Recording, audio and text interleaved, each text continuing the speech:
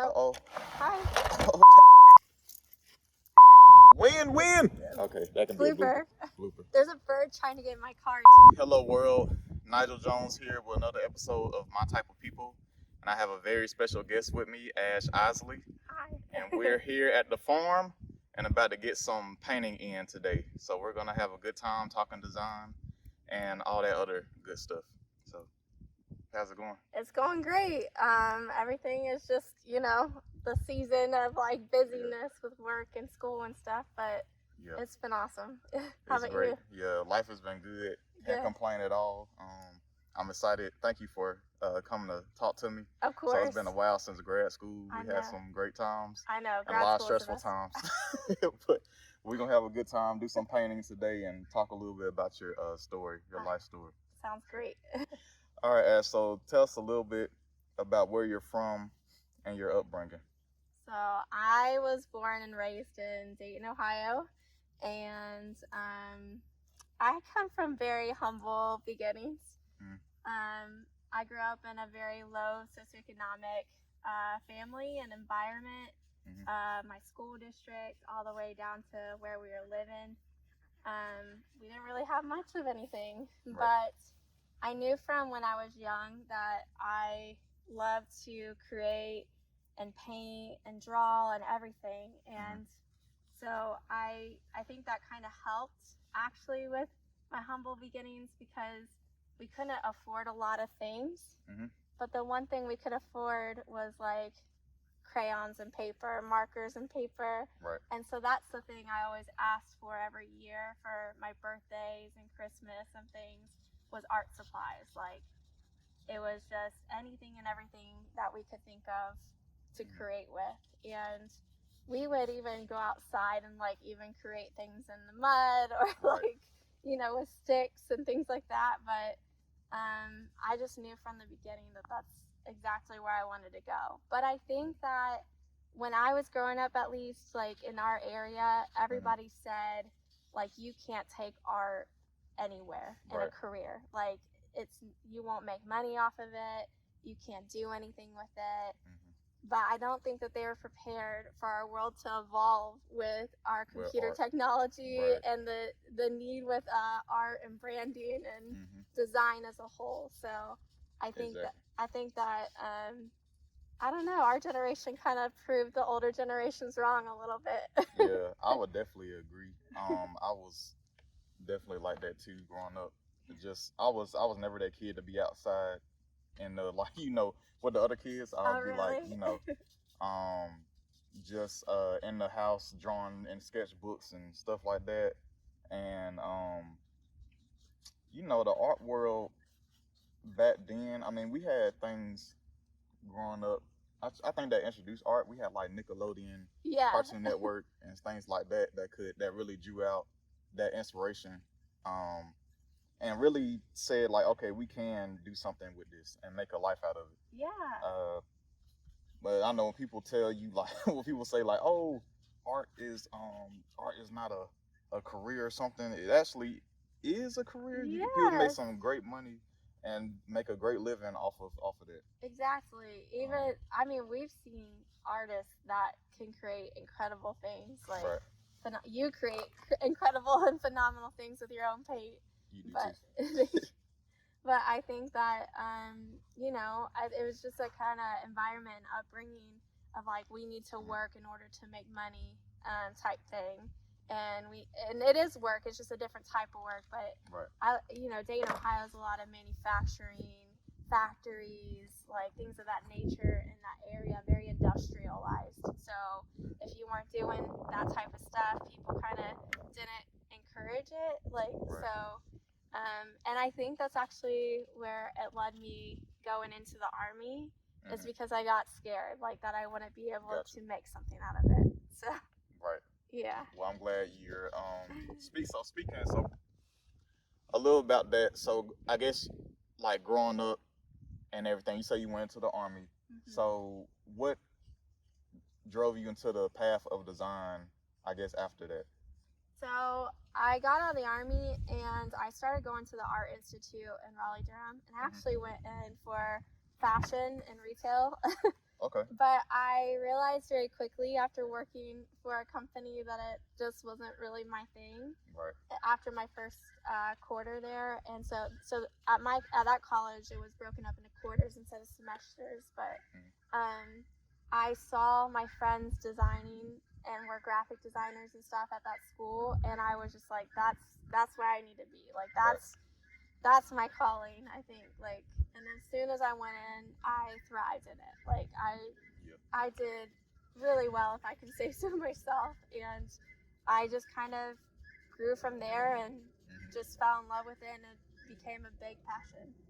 Ash, so tell us a little bit about what you're doing in the design world now.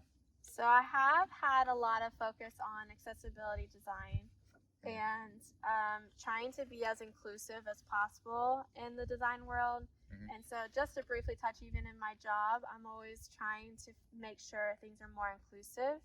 Right. But I think outside of that, though, my interests have like completely expanded. Like I started taking classes online for animation and kind of getting into that realm of things, character drawings, animal character drawings. Right. So you have inspiration from the farm? Yeah, maybe a little bit, a tiny bit, but awesome. My dog, Honey. Yeah. Yeah. That's nice. That's good. So, is it anything that really inspires you right now?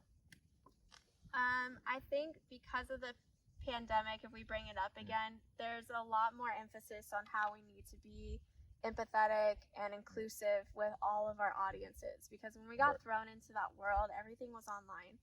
And now it's not that we're back into like the physical world of things, interacting one-on-one in person. Right. It's more of like we now have this hybrid of things. And that's where even like you'll hear those terms like in corporate settings or in various settings that we're trying to do more hybrid stuff. So like more working in office, more working online, kind of mixing things up.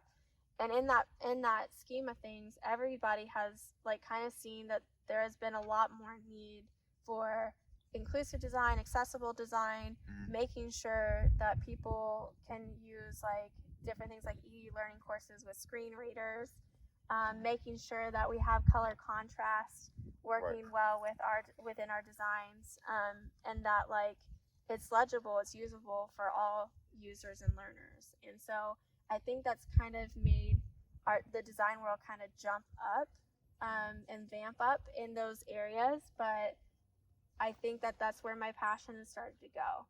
But also, I think I'm having a little bit more fun with design because I think things got so serious in some regards. Yeah. That like even things like this, like I was scared to just come out and like even paint on a whiteboard because I was nervous about kind of the judgment that also heightened within design and in our industry. But I think that kind of halts our creativity a little bit. So I think that sometimes we need to just free draw, and it doesn't have to be it doesn't have to be perfect, and just like get it all out. And then that way when we do go into like kind of our serious modes of designing and drawing and getting we have this as our inspiration basically. Yeah Agreed. I think artists, designers, creatives should have that definitely that free-for-all type of thing, and have the opportunity to just go with the flow, kind of like with our grad school professor at the time. She would go with the flow with things and ad hoc it, as she would say.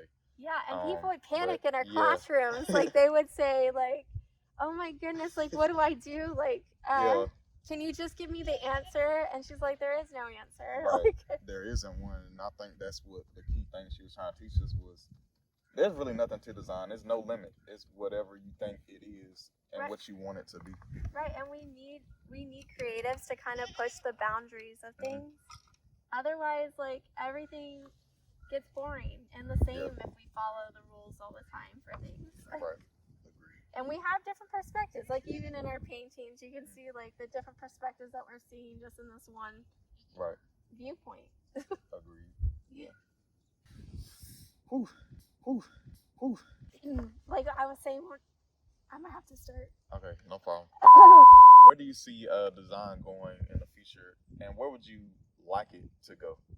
So I think right now it's hard to tell in some regards because